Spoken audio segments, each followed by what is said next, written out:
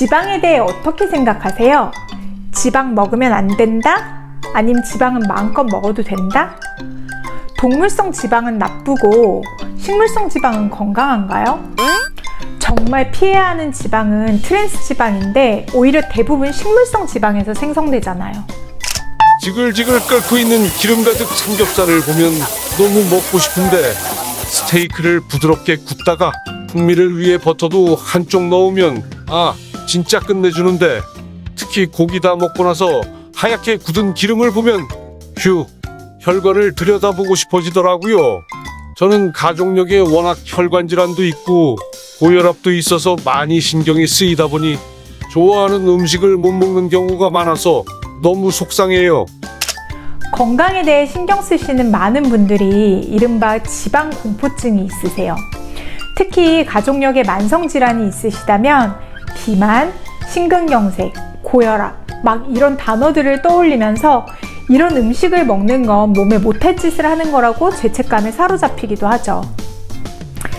대부분 이런 음식 좋아하시지 않나요? 그래서 마지못해 드시면서 무언가 죄책감을 느끼시고 찝찝하게 느끼시고 저는 그 점이 너무 안타깝더라고요. 하지만 오히려 그런 음식을 드시고 죄책감 너무 느끼지 않으셨으면 좋겠어요. 여러분이 우려하시는 주범은 따로 있거든요.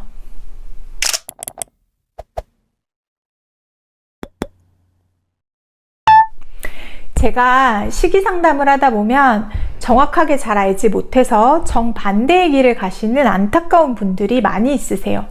이 부분은 너무너무 안타까운 부분이에요.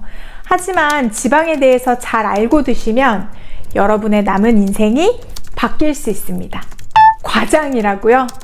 고개를 아마 갸우뚱하시는 분들이 있으실 거예요. 있으시면 오늘은 한번 들어보세요. 미래의 병원에 쏟게 될 금액을 절약하는 경제적인 시간이 될 테니까요. 약속해요. 지방과 동물성 단백질 섭취와의 상관관계는 90% 이상이에요.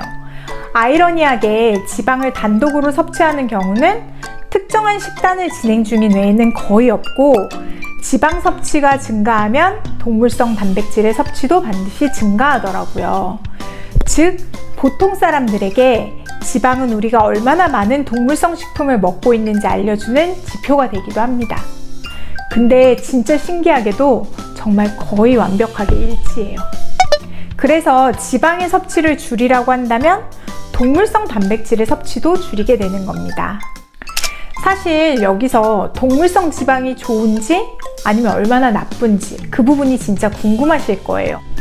사실 저도 오랫동안 지방, 특히 동물성 지방은 병을 만들고 아주 몹쓸 거라고 생각을 해왔던 사람 중 한 명이거든요.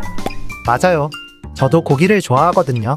어떤 식단은 고기와 버터, 좋은 지방은 실컷 먹어도 된다고 하는데 어떤 전문가들은 절대로 안 되는 거라고 하니 불안해요. 그보다 대체 어떤 게 진짜 좋은 지방이에요? 뭐가 좋은 지방이라는 건지 정말 잘 모르겠어요. 휴. 실제로 잘못 고른 지방이 동물성 지방과 함께 공기 중에 만나게 되면 산화가 되니까 매우 해롭습니다. 하지만 동물성 지방 자체를 섭취한다고 해서 그 지방이 당장 혈관 속에서 딱딱하게 굳는 일은 없을 거예요. 또 동물성 지방이라고 해서 전부 100%의 포화지방이라고도 할 수 없고요. 근데요, 동물성 단백질보다 지방과 만났을 때 더 치명적인 게 있어요. 뭔지 아세요? 바로 정제 탄수화물입니다. 계속 단 게 생각나시는 분들 있으세요? 그렇다면 카놀라유, 콩기름, 포도씨유처럼 씨앗 식용유 같은 지방을 먼저 끊어보시라고 제안드리고 싶어요. 동물 실험에 있어서 쥐에게 씨앗 식용유를 3주 동안 먹였더니 체지방이 54.5%나 증가했다는 연구가 있습니다. 정말 대단하죠. 그런데 현대인은 이 지방의 80%를 씨앗 식용유로 얻고 있다고 하네요. 그런데 어찌 심각하지 않을 수 있을까요? 의료는 발달해서 수명은 연장되지만 건강하게 못 살아서 노후는 너무 괴로울 것 같거든요. 지방은 인체가 간이나 심장은 물론 근육에까지 저장을 합니다. 이때 나쁜 지방은 인슐린 저항성을 부르는 병의 보증수표가 되지요. 아이고, 정말 걱정이 돼요. 꼭 필요하다니 먹어야 하는데 위험하다고 하니 아무거나 먹을 수도 없어요. 사람마다 전문가마다 말도 다르고 특히 요즘 인슐린 저항성 하던데 그게 뭔가요? 그렇죠. 왜 아플까 생각해 보신다면 인슐린 저항성이 그 시작이 됩니다. 인슐린 저항성에 대해 짧게 이해하실 수 있도록 설명해 보자면 내가 섭취한 모든 음식이 다 포도당으로 바뀌는 과정을 거치게 되죠. 세포는 이 포도당들을 미토콘드리아라는 공장을 통해서 에너지로 바꾸어 주고요. 인슐린이 세포의 문을 열었다 닫았다 하면서 영양을 공급할 수 있도록 해주는 어떤 키 열쇠를 가지고 있다고 보시면 이해가 쉬우실 거예요. 특히 인슐린이 없으면 우리의 세포는 절대로 에너지를 낼 수가 없다는 이야기인데요. 인슐린 저항성은 차후 심장병, 중풍, 제2형 당뇨를 유발하는 예약 티켓입니다. 지방 섭취로 체중이 증가하면 관절에도 무리를 주어 관절염으로 이어지기도 하고요. 또 인체의 전반적인 세포 신진대사를 바꿀 뿐 아니라 암으로 발전하도록 자극을 해요. 어떤 자료를 찾아보아도 지방과 단백질을 적절하게 드시란 말뿐 어떻게 먹어야 한다는 정보를 찾기가 힘드실 거예요. 오히려 탄수화물과 지방과의 연관성 그리고 인슐린 저항성에 대해서 꼭 아셔야 합니다. 조금 어려운가요? 제가 쉽게 설명을 한번 해볼게요. 세포하고 인슐린은 다정한 연인 같은 관계랍니다. 서로 꼭 필요한 존재임은 물론이고 내가 무얼 먹든 인슐린이 분비되는데 하루 종일 끊임없이 먹어대면 인슐린도 끊임없이 분비가 돼요. 연애도 그렇죠. 쉴 새 없이 들이대면 상대가 어때요? 매력을 덜 느끼고 지치게 되듯이 건강한 관계가 이루어져야 하는 겁니다. 건강한 세포는 늘 인슐린을 기다려줍니다.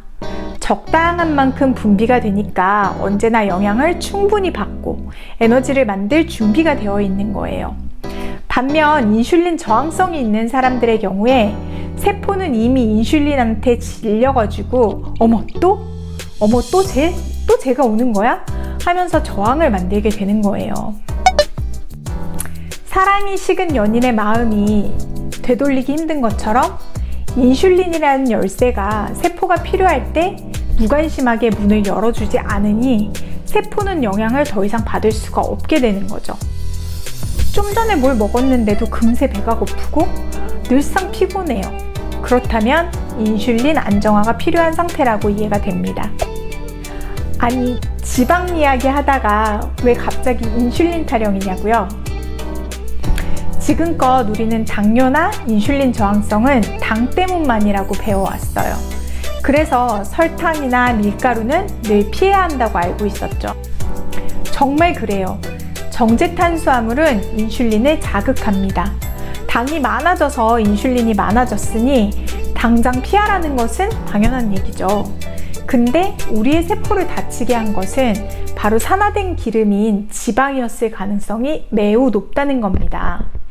진짜 무서운 건 씨앗 식용유처럼 정제유를 많이 먹는 사람이 탄수화물도 많이 먹을 때예요. 저는 이런 생각이 드네요. 빵, 과자, 튀김 다 제가 좋아하는 것들인데 세상 맛있는 것은 왜 다 살찌는 것들 뿐인가? 슬프네요. 먹는 재미가 가장 큰데. 아이쿠, 너무 그렇게 생각하지 마세요. 선택만 올바르게 하신다면 더 건강하고 맛있게 즐기실 수 있습니다. 세포막이 지방으로 이루어졌다는 사실 아시죠? 세포 안의 지방은 세포의 정상적인 활동을 통해 꼭 필요합니다. 지방은 절대 무섭지 않아요. 지방을 잘 선택하시면 절대로 살찌게 하지 않습니다. 지방을 섭취하지 않으면 몸이 제대로 기능을 하지 못할 수가 있습니다. 지방은 비타민의 흡수를 도와주고 지용성 비타민은 섭취한 지방을 통해 소화가 되고요. 보통 지방을 떠올리면 기름이 떠오르죠. 네, 맞아요. 우리가 섭취하는 지방의 대부분은 기름의 형태로 섭취하고 있습니다. 우리가 요리를 할 때 사용하던 기름이 식용유, 즉 콩기름뿐이었던 때가 있었죠. 지금은 포도씨유, 올리브유, 카놀라유 등 건강에 직결되는 기름의 선택의 다양성이 되게 높아지게 되었어요. 지방을 드시지 말라는 말이 아닙니다. 지방은 우리 몸에서 중요한 역할을 해요. 하지만 바르게 고르셔야 합니다. 호르몬이나 뇌의 80% 역시 다 지방으로 이루어집니다. 하지만 염증을 줄일 수 있는 좋은 지방을 드셔야 하는 거죠. 항염 지방을 먹고 나쁜 지방을 피하셔야 합니다. 근데 어떻게 피하고 어떻게 먹냐고요? 자, 그럼 지방에 대해 좀 아셔야겠죠? 요리 기름은 일단 기름이니까 전체 성분은 모두 지방이겠죠. 이 지방은 큰 범위 내에서 포화지방과 불포화지방으로 나눌 수가 있어요. 포화지방산은 나쁜 지방산, 불포화지방산은 좋은 지방산으로 보통 인식하고 계실 텐데요. 늘 이 부분이 논란이 많은 부분이에요. 왜 논란이 있냐고요? 말해도 되나요? 말해도 되나? 일단 식용유 시장이 대형 회사들의 이권 경쟁으로 형성한 곳이다 보니까 대부분의 연구가 그 식품회사의 연구비 지원으로 이루어집니다. 그렇기 때문에 어느 곳에서 연구비 지원이 이루어지냐에 따라서 A 오일이 최고가 되기도 하고 B 오일이 최고가 되기도 합니다. 정말 안타깝게도 건강을 갈망하는 우리는 이 논란 속에서 정말 팩트를 잘 정리하는 똑똑한 소비자가 스스로 되어야 합니다. 그럼 어떻게 구분해 볼까요? 포화지방은 실온에서 고체입니다. 이미 안정화가 된 지방인 거예요. 포화지방이 나쁘다는 이유로 실온에서 고체니까 몸속에 다시 고체로 굳어서 혈관 질환을 일으킨다는 논리를 주장하죠.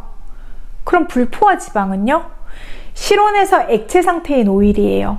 구조가 꽉 채워지지 않은 지방으로 아직 안정화가 이루어지지 않은 지방이에요.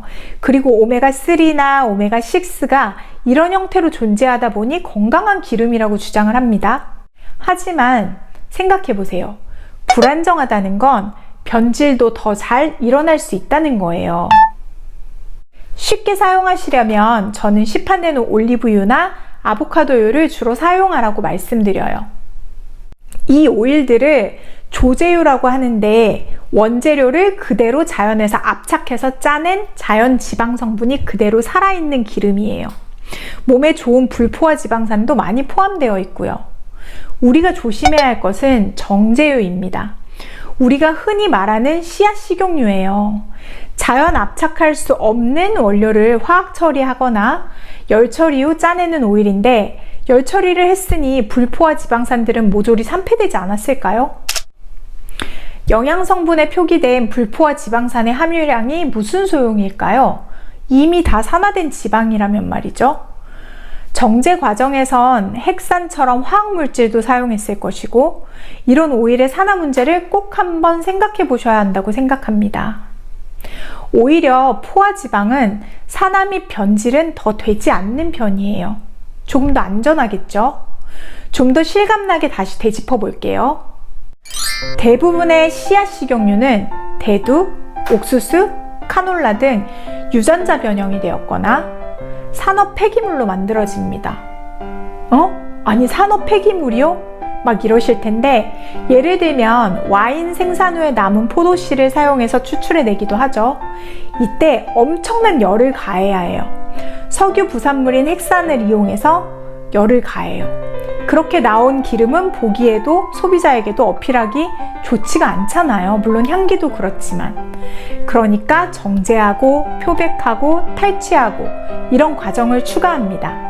그래서 맑고 깨끗하고 투명하게 포장 변신한 이 기름들이 영양은 파괴되었고 이미 산화된 기름으로 여러분 앞에 짠 나타나게 되는 거죠.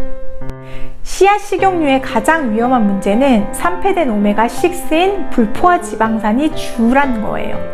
핵산을 이용해서 추출되어지고 보기 좋은 상품이 되기 위해 정제, 표백, 탈취 이 과정을 거치면서 얼마나 이미 많이 산화가 되었을까요? 이 산화된 푸파는 미토콘드리아를 손상시키고 에너지 생산을 할 수 없게 만들어요. 그래서 세포의 인슐린 수용체가 상처를 입게 되는 거죠. 그러니까 우리는 늘 힘이 없고 에너지가 없을 수밖에 없어요. 이러한 씨앗 오일인 불포화 지방 오일은 요리를 할 때 잘 산화되고 열을 가하면 산패가 되는데, 이 지방은 사람이 섭취하게 되면 오히려 많은 신체의 부분을 산화시키고 노화시키고 염증을 일으키고 암 같은 온갖 질병을 다 일으킬 수 있다고 보고 있어요. 어떠세요? 버터에 구운 고기를 제한하기보다 우선적으로 카놀라유에 튀긴 치킨, 콩기름에 튀긴 도너츠, 식물성 유지가 들어가 있는 초콜릿을 먼저 드시지 않아야 합니다. 이것들이 다 식물성이라고는 하지만 산화된 씨앗 식용유와 당의 결합체니까요.